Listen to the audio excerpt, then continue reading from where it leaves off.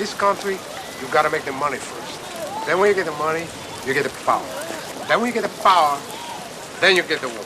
The story of the immigrant coming to America to live the American dream is not a new story. The story of the immigrant turning to a life of crime in order to fulfill that dream is also nothing new. Al Pacino himself did it a decade before this movie came out, twice. So was updating the story to the 80s successful? Let's find out. I'm Meffistoe. Like, share, and subscribe because this is my review of the movie Scarface. How do you know? I know. The eyes, Chico.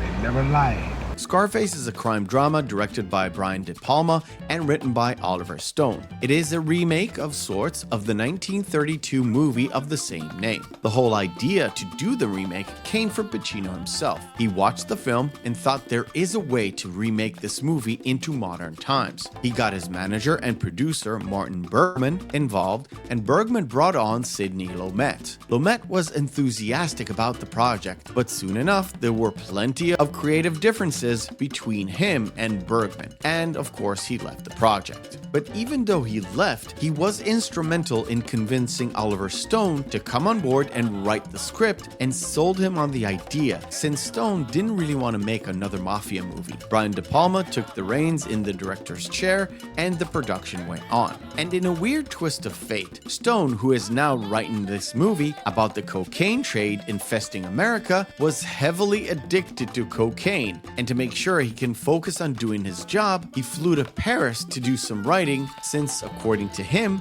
cocaine didn't really help him to do so. And as he put it, it kills brain cells. So there's quite a lot of Stone in the character of Tony Montana.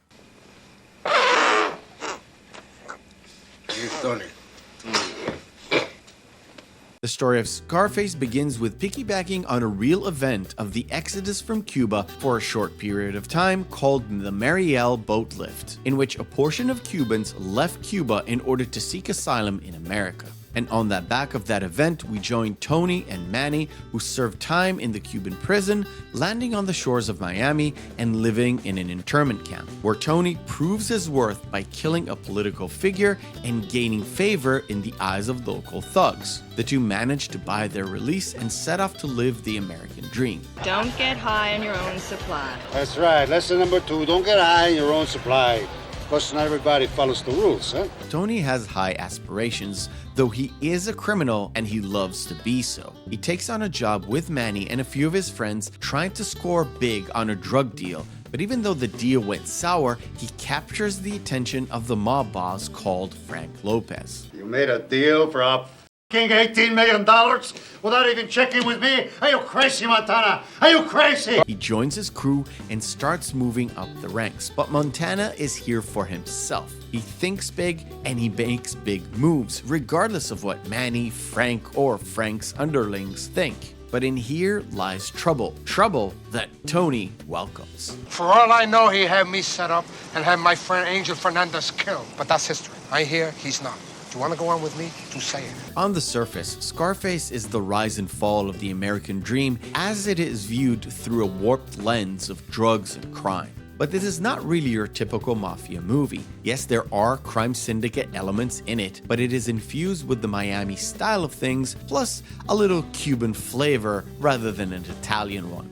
You think you can come into my house with your hotshot clothes and your jail manners and make fun of us? Mama? Al Pacino, who was the face of the Italian mob with his role in The Godfather, manages to shred that image and invest himself in the character of Tony Montana. He did his best version of a Cuban accent that didn't really work for me, but his attitude and his viciousness carried you beyond that accent. In some ways, Tony is almost the opposite of Michael Corleone. He's bombastic, outgoing, flashy, and power-hungry. And the more power Tony accumulates, the more erratic, paranoid, and crazy he becomes. Although sometimes it's because he accurately sniffs out trouble, and sometimes because he stumbled into discoveries. Yet in other ways, he is very much like Michael. Planned out, knows what he wants, brave enough to take the opportunities, and he is all about respect. It is Pacino's performance that drives the entire movie,